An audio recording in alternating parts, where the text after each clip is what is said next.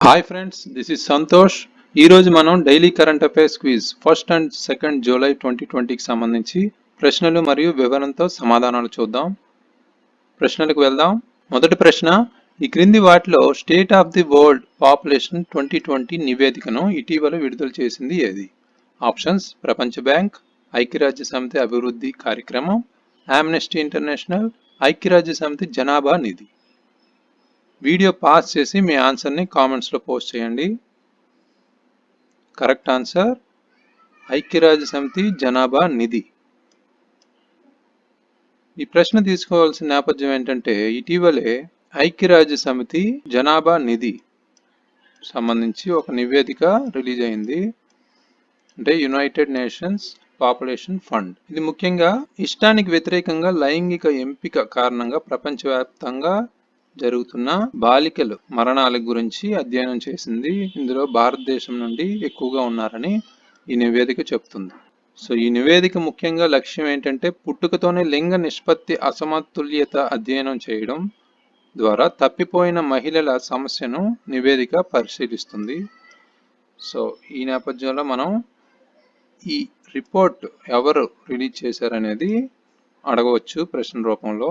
తర్వాత ప్రశ్న, క్రింది దేశాల్లో దక్షిణాసియా అసోసియేషన్ ఫర్ రీజనల్ కోఆపరేషన్ అంటే సార్క్ లో సభ్యుడు కానిది ఏది? ఇక్కడ కానిది ఏది అంటే సభ్యత్వం లేని దేశం ఏది అని అడిగారు.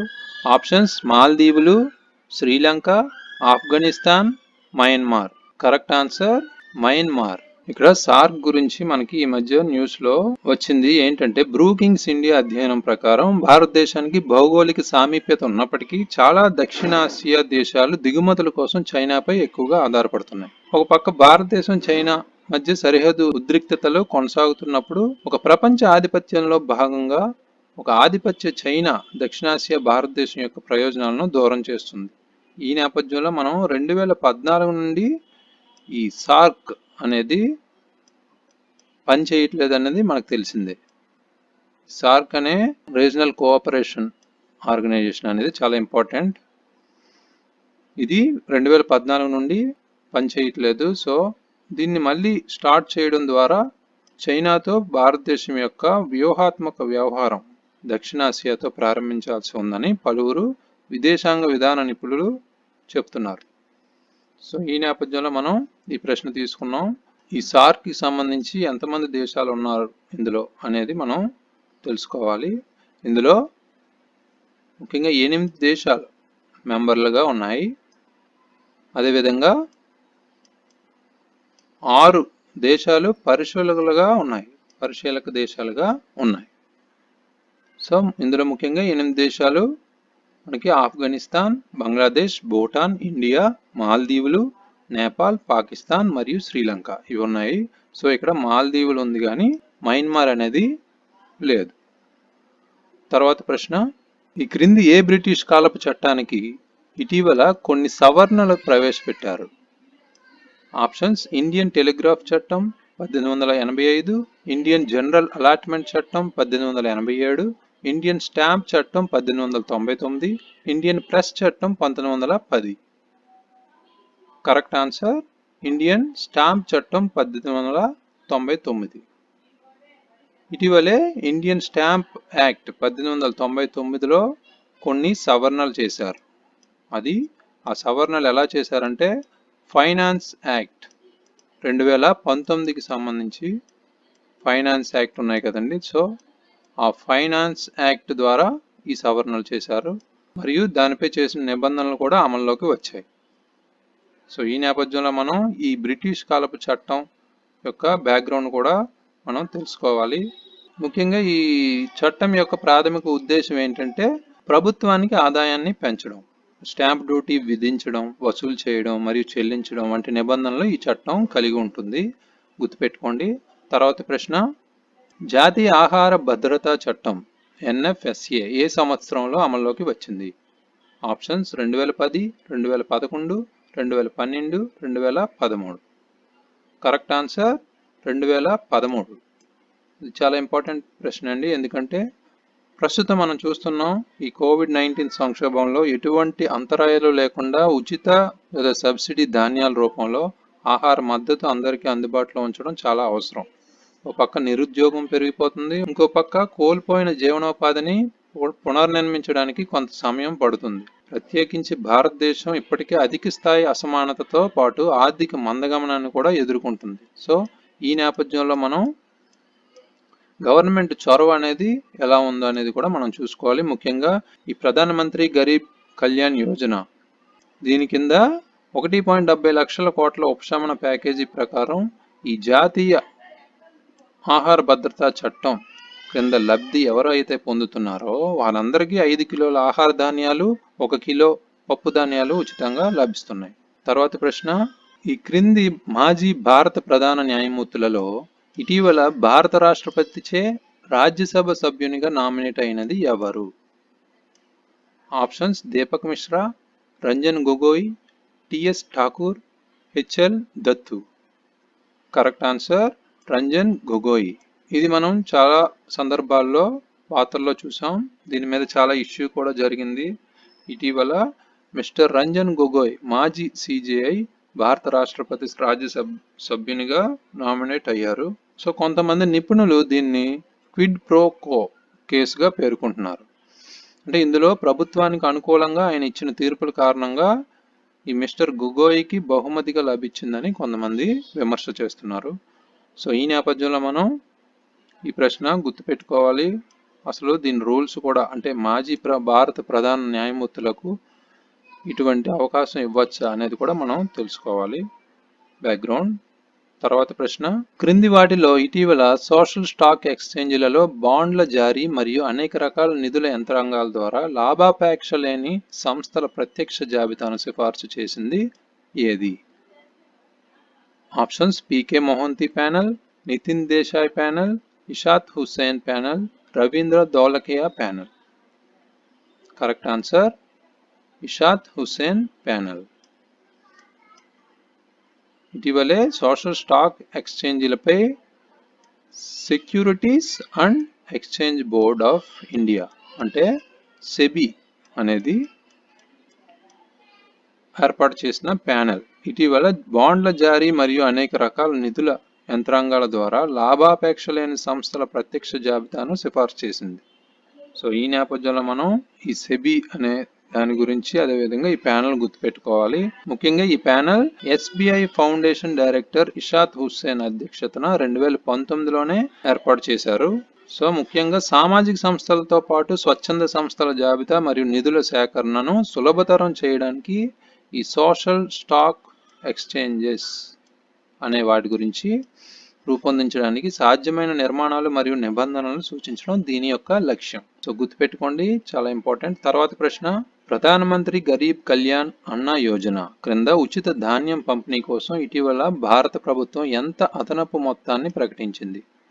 ఆప్షన్స్: 50,000 కోట్లు, 75,000 కోట్లు, 80,000 కోట్లు, 90,000 కోట్లు. కరెక్ట్ ఆన్సర్ 90,000 కోట్లు. ఇలాంటి డేటా ఆధారిత ప్రశ్నలు ఎక్కువగా అడుగుతుంటారు. సో మనం గుర్తుపెట్టుకోవాలి.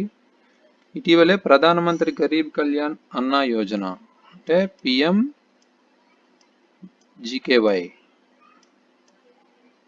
అనేది ఈ కోవిడ్-19 సంక్షోభం నుంచి ఇది మొదలు పెట్టారు కదండి. అందులో భాగంగా ఉచిత ధాన్యం పంపిణీని నవంబర్ చివరి వరకు 5 నెలల వరకు పొడిగించుతున్నట్లు భారత ప్రభుత్వం ప్రకటించింది. సో దీనికి అదనంగా ఈ 90,000 కోట్లు మొత్తాన్ని ప్రకటించారు.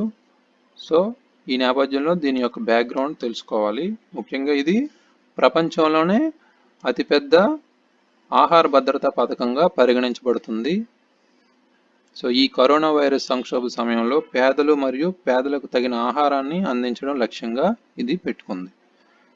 తర్వాత ప్రశ్న, ఈ క్రింది వాటిలో మానవ క్లినికల్ ట్రయల్స్ నిర్వహించడానికి అనుమతి పొందిన మొదటి దేశీయంగా అభివృద్ధి చెందిన కోవిడ్-19 టీకా ఏది?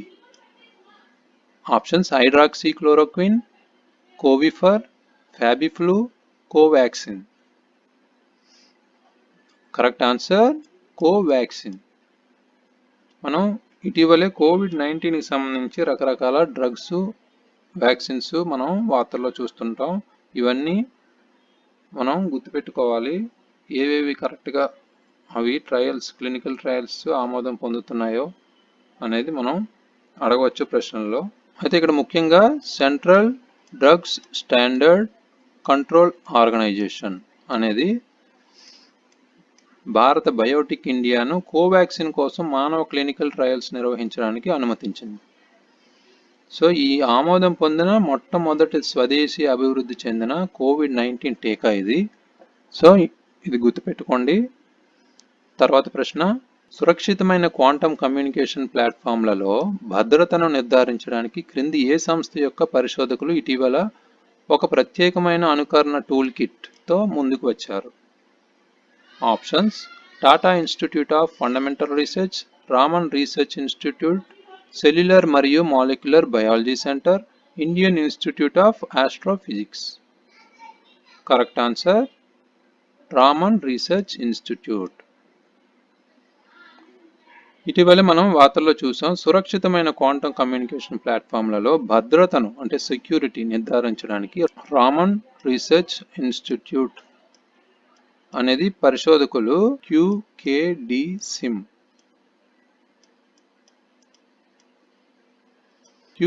సిమ్ అని పిలువబడే end to end quantum key distribution అనుకరణ కోసం ప్రత్యేకమైన అనుకరణ టూల్ కిట్తో ముందుకు వచ్చారు.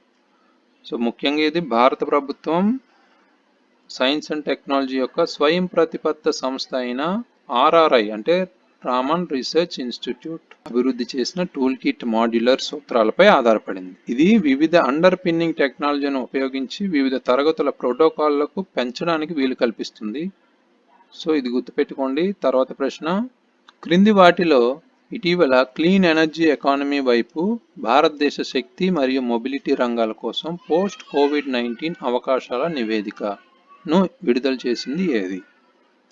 ఇదంతా ఒక రిపోర్ట్ నేమ్ ఇచ్చారు, ఎవరు రిలీజ్ చేశారని అడుగుతున్నారు. పర్యావరణ, అటవీ మరియు వాతావరణ మార్పుల మంత్రిత్వ శాఖ, బ్యూరో ఆఫ్ ఎనర్జీ ఎఫిషియన్సీ, భారతీయ పునరుత్పాదక ఇంధన అభివృద్ధి సంస్థ, నీతి ఆయోగ్. కరెక్ట్ ఆన్సర్ నీతి ఆయోగ్. ఇటీవలే నీతి ఆయోగ్ మరియు రాకీ మౌంటైన్ ఇన్స్టిట్యూట్ అనేది ఈ towards a clean energy economy post COVID-19 అవకాశాల కోసం భారతదేశం యొక్క శక్తి మరియు మొబిలిటీ అనే దాని గురించి నివేదికను విడుదల చేసింది. ఇక్కడ ముఖ్యంగా భారతదేశం యొక్క పరిశుభ్రమైన, స్థితిస్థాపకంగా మరియు తక్కువ ఖర్చుతో కూడిన ఇంధన భవిష్యత్తును నిర్మించే దిశగా పనిచేసే పునరుద్ధరణ ప్రయత్నాల కోసం ఈ నివేదిక అనేది సూచిస్తుంది. సో ముఖ్యంగా ఇందులో ఏమొస్తాయంటే ఎలక్ట్రికల్ వాహనాలు, శక్తి నిల్వ మరియు పునరుత్పాదక ఇంధన కార్యక్రమాలు ఇవన్నీ ఇందులో పొందుపరుస్తారు. తర్వాత ప్రశ్న, క్రింది వాటిలో ఎంజీ నరేగా జాబ్ కార్డ్ ఎవరిచే జారీ చేయబడుతుంది? ఆప్షన్స్: గ్రామ సర్పంచ్, పంచాయతీ కార్యదర్శి, గ్రామ పంచాయతీ, రాష్ట్ర ప్రభుత్వం.